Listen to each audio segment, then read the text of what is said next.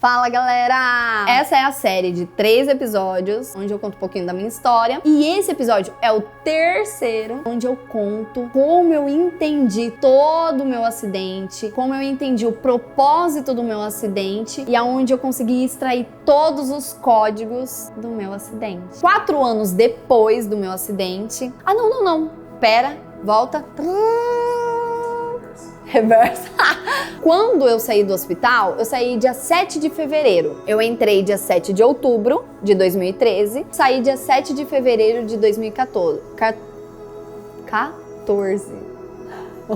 Em julho desse mesmo ano de 2014, eu fiquei morando aqui em Campo Grande sozinha. Eu acho que isso é importante eu contar pra vocês. Era o que eu tinha, a decisão que eu tomei, e então eu passei praticamente o início de toda a minha trajetória, toda a minha reabilitação sozinha. Até julho eu tinha meus pais, a minha família junto comigo, os meus amigos, mas a partir de julho eu fiquei totalmente sozinha. E acho que isso é importante eu contar, tá? E aí, beleza. Passei, tananã, caminhando mais um pouquinho. 4 anos depois do acidente, eu conheci o meu esposo. Conheci meu esposo lá em Cuiabá, mas isso aí é uma história à parte. É incrível, é cheio de detalhes de Deus, mas não vou contar aqui. Foi tudo muito rápido, a gente acabou se juntando, casando, tendo um filhote. E aí é onde eu quero chegar. Na pandemia, onde todo mundo ficou enclausulado, passou por uma situação muito complicada, né? A minha família também não foi diferente. O meu esposo era onde ele tinha a maior porcentagem da nossa renda familiar era do meu esposo. E quando chegou na pandemia, ele também é formado em educação física, só que ele é judoca, então ele dava judô. E na pandemia, judô não tinha. E aí o que aconteceu, galera? Simplesmente zerou o serviço dele todo, sabe? Tipo, R$0. Então, foi pra R$0. E nesse quesito, a gente passou por um deserto. Ele ficou muito mal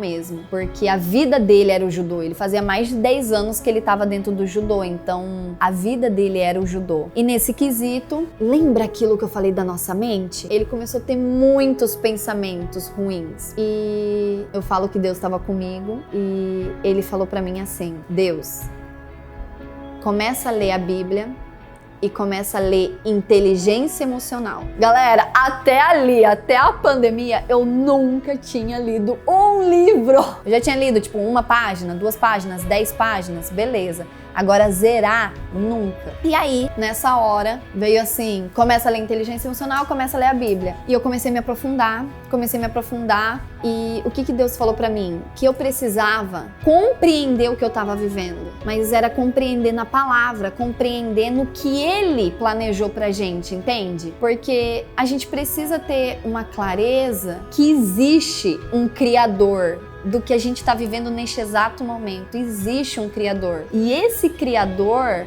ele deixou tudo escrito na Bíblia para a gente compreender como que deveria ser os nossos passos. Então, esse é o poder da gente ler a Bíblia. Então, nesse deserto, eu comecei a ler muita Bíblia, muita inteligência emocional, compreender muito. Inteligência emocional é sobre a nossa mente. A Bíblia é sobre as dicas, a direção, as profecias que Deus deixou pra gente. E aí nisso eu comecei a me aprofundar muito e vocês não acreditam.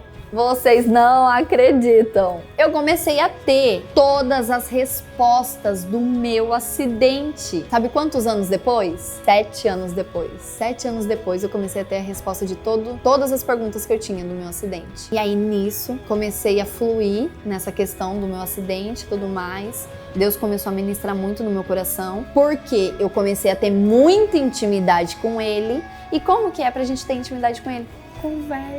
Conversa, lê a Bíblia, conversa, questiona, pergunta pra Deus que Ele vai te responder. E aí nessa questão, eu comecei a ter as respostas. Por quê? Eu comecei a viver uma cura muito grande interior nesse momento, lendo a Bíblia. Porque a Bíblia é cheia de histórias. E aí Deus me direcionou e falou assim: como você tá vivendo uma cura através das histórias da Bíblia, as pessoas também podem viver uma cura através da sua história. Então começa a contar. E aí, galera, Eu tinha tanta vergonha de estar aqui, ó, sendo gravada, tanta vergonha de falar em público, tanta vergonha de pegar um microfone. E aí Deus falou assim pra mim, só vai. Hoje eu carrego um versículo comigo desde o exato momento que eu entendi o propósito do meu acidente, que é: o amor lança fora todo o medo. Se eu amo de verdade Deus, eu entrego todo o meu medo na mão dele e ele lança fora todo esse meu medo. Então ali eu entreguei todo o meu medo e falei, pai, só vem comigo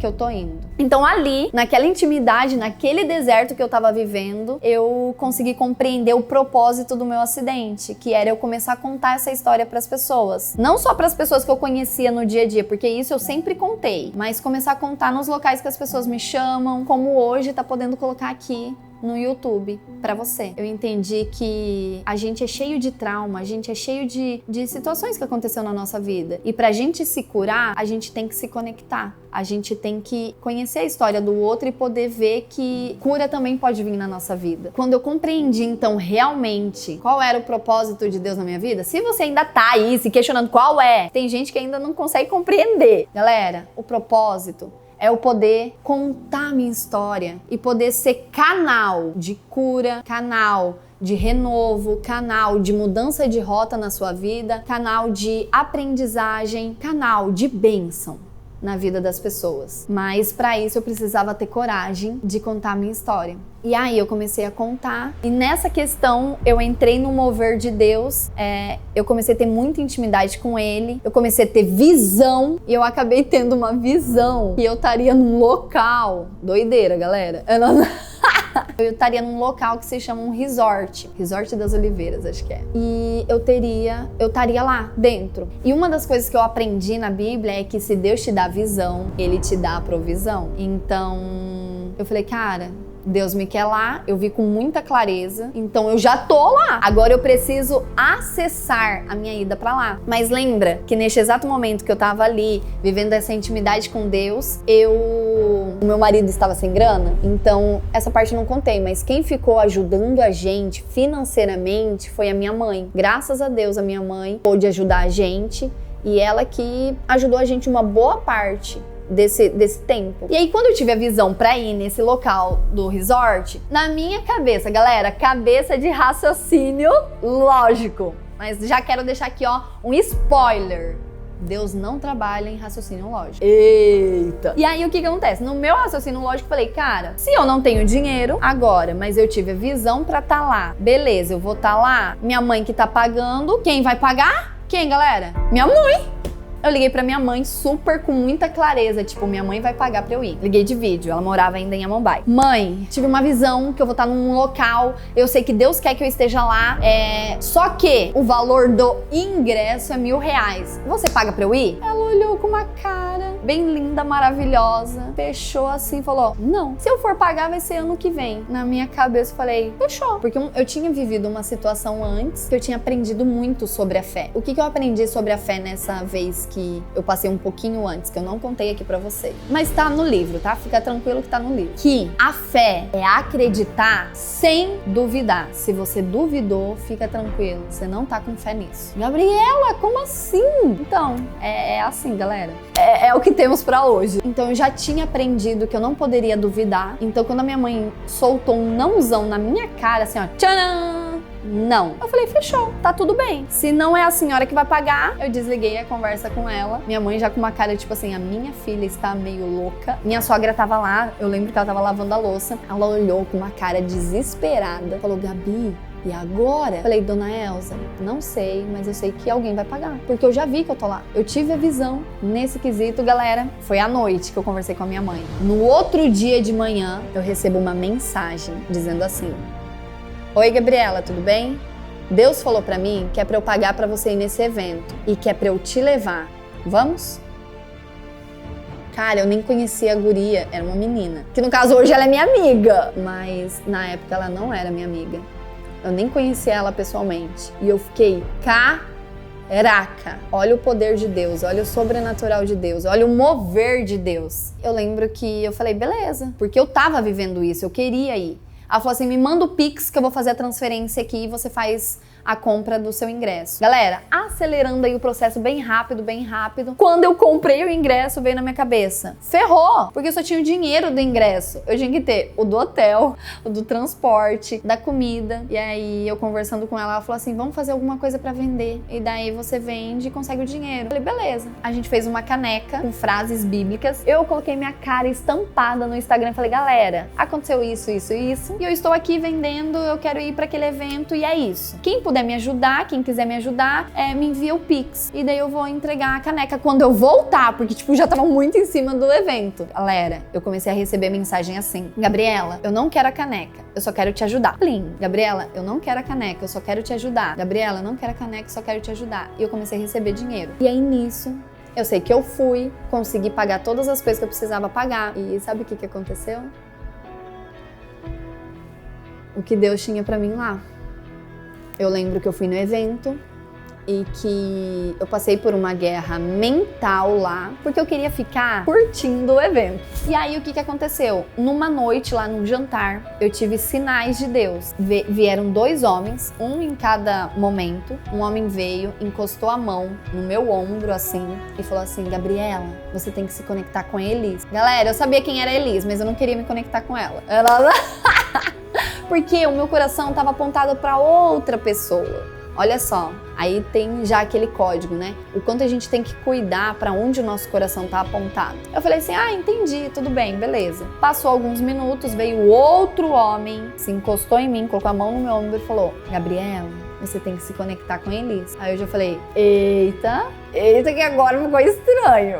E aí eu já fiquei mais em QAP, sabe? QAP é tipo você ficar com muita atenção, tá? QAP, eu fiquei em QAP, eu falei, cara, o que tá acontecendo aqui? Mesmo que eu fiquei em QAP, que eu fiquei prestando atenção, eu não fui conversar com a Elis, eu ignorei. Galera, não briga comigo, mas é a real, não fui. Beleza, acabou o jantar, finalizou tudo o jantar. Desse jantar, eu fui para foi o último dia. O último dia de manhã, peraí, eu tô sentindo que eu tenho que contar essa parte pra você. Ainda lá no jantar, aconteceu um mover muito forte de pessoas querendo ser batizadas. Estavam aceitando Jesus, aceitando ele como seu único salvador. E aí nisso, as pessoas pediram no evento que queriam ser batizadas. Aí a galera lá do evento falou, então tá, vamos batizar. E aí a gente foi, isso de madrugada, tá? A gente foi pra um lago e assim, eu já tinha sido batizada na igreja católica quando eu tinha 12 anos. Então na minha cabeça era, eu não preciso ser batizada e tá tudo certo. E aí a minha amiga veio, que pagou pra eu ir, a Brenda, ela queria muito ser batizada, ela falou, Gabi, pega todas as minhas coisas aí, eu vou ser batizada. Aí eu fiquei segurando as coisas dela. Do nada, eu senti no meu coração assim, passa as coisas que estão no seu bolso pra menina do lado. Aí eu senti, eu falei, cara, vamos obedecer, né? Passei as coisas pra menina que tava do lado, e daí a menina falou, você vai ser batizada também? Eu falei, não, se for eu vou ajudar, porque tipo, eu já tinha sido batizada lá na infância. Galera, quando eu passei as coisas pra menina, o homem que tava no círculo onde o pessoal tava sendo batizado, cara, isso é muito surreal. O cara fez só assim, ó, virou com tudo pra trás e falou, vem! Cara, quando ele falou vem, eu falei, tô indo! Porque simplesmente eu tinha sentido no meu coração, entende? E daí como eu senti no meu coração, aquilo ali foi só confirmação. E então, naquele evento, naquele local, eu fui batizada, reafirmei a minha fé, mas eu tenho certeza, o que lá eu deixei? Lá eu deixei minha vida velha, a minha vida velha, com cheia de situações erradas. Então, ali eu entreguei e me purifiquei e, acima de tudo, entreguei real a minha vida para Deus, para assim, Deus, o que o Senhor quer da minha vida? Eis-me aqui. E desde lá eu tô vivendo muitas coisas que a Gabriela não planejou, mas que eu tenho certeza que Deus planejou. E de verdade, é incrível. Até tem um versículo que fala na Bíblia, né? Que nem olhos viram, nem ouvidos ouviram, mas o que Deus tem pra você é gigantesco. Não falei do jeito que é certinho, tá? Mas é isso aí. E aí, galera, nesse quesito, eu fui batizada, finalizou ali, agora sim posso seguir. Eu fui pra seguindo, né? Foi no último dia do evento, de manhã. Chegou o último dia do evento de manhã, tava eu sentada, linda, maravilhosa, do lado dessa minha amiga, que foi comigo e que pagou pra eu ir. Lembra dela? Que eu nem conhecia ela. Ela sentada do meu lado. Vocês não acreditam. Sabe a Elis? Ela era somente a dona do evento. Do nada. Ela veio até mim, colocou a mão no meu ombro igual os homens fizeram e ela olhou pra mim e falou assim: Deus falou pra mim que você tem algo pra falar comigo. Vamos conversar? Na hora eu falei: caraca.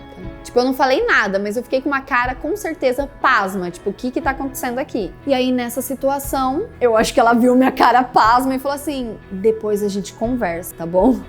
Aí eu falei, tá bom. Ela saiu, eu conversei com a minha amiga, eu falei, caraca, o que eu tenho pra conversar com ela? Porque os outros 2 homens já tinham falado e agora ali ela tava falando. E aí eu passei o dia refletindo, me questionando e perguntando pra Deus, o que eu tenho pra falar pra ela? Mas ali eu já tava com clareza que uma das situações era o que Deus tinha pra mim, era falar com essa mulher sobre a minha visão, lembra? E aí, nesse quesito, eu questionei muito a Deus. A minha vontade era dar a última volta de quadriciclo, sabe? O meu corpo queria dar a última volta de quadriciclo. Mas Deus falou comigo assim: se você não for atrás dela agora, você pode perder essa oportunidade. E aí eu lembro que eu respirei fundo e eu fui em busca de procurar ela no finalzinho da tarde. E aí eu fui procurar ela. Quando eu encontrei ela exatamente onde eu tive a visão, que era no resort, na frente de um spa. Foi surreal essa vivência. Quando eu cheguei ali, ela soltou uma pergunta que tipo, ah, sério, era isso? Ela falou assim: vamos conversar? Eu falei, vamos. Daí ela falou: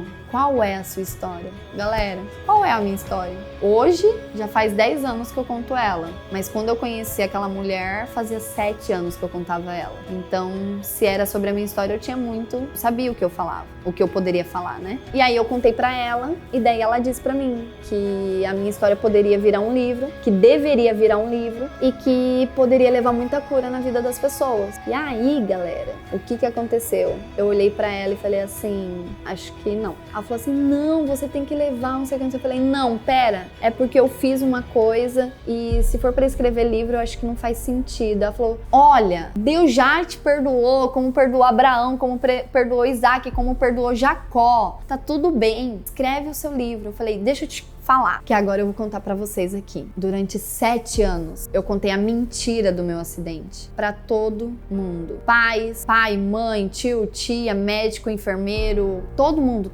Eu contei a mentira do meu acidente. Só pro meu esposo, que eu senti que eu tinha que iniciar contando a verdade. E pra 2 amigas minhas, elas sabiam a verdade. Mas durante 7 anos, eu guardei de todo o resto das pessoas a verdade só pra mim. Se caso, eu já vou deixar esse spoilerzinho, se caso você quer saber a mentira, lê o livro, tá?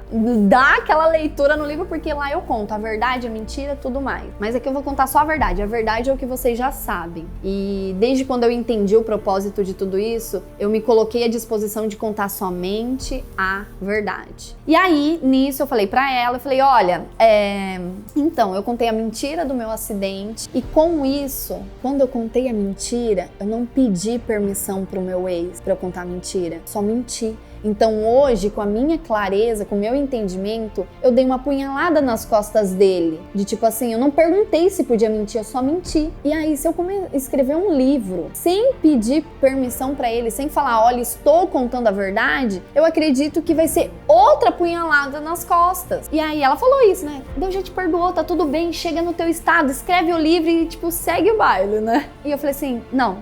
E aí ela falou, isso, chega lá e escreve. Eu falei, tá bom, beleza. Só que eu fechei meu coração.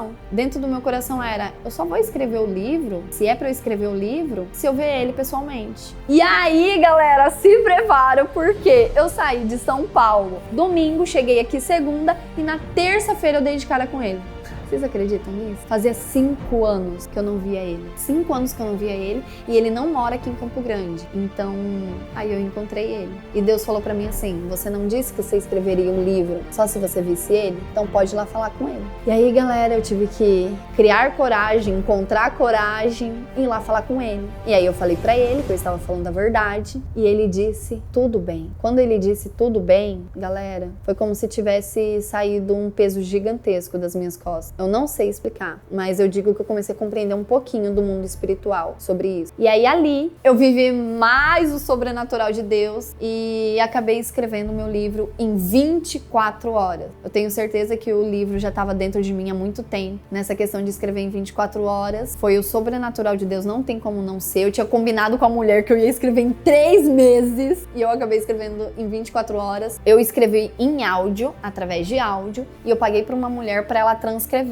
Só que o combinado era dela transcrever em 3 meses, só que eu acabei passando numa seleção de lançar o livro em 200 livros em um dia, e aí eu falei para ela se ela podia fazer em 24 horas também. E ela topou, a Rose, fazer em 24 horas. Então o meu livro, tanto em áudio como em finalização, ele foi feito em 24 horas. E assim, é a minha vida que tá lá dentro, é tudo que eu vivi, é tudo que eu aprendi, até no dia que eu escrevi o livro, né? Só pra você saber, né, como que tá o seu livro.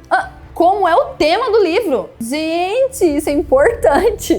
O tema do livro é: ative a força que está dentro de você. Renasça das cinzas quantas vezes for necessário. E nisso eu conto tudo que eu passei e 21 códigos que eu aprendi com essa experiência. Espero que vocês tenham gostado, que possa realmente ter edificado a vida de vocês, abençoado, e que o Espírito Santo conduza a vida de vocês todos os dias. Um beijo!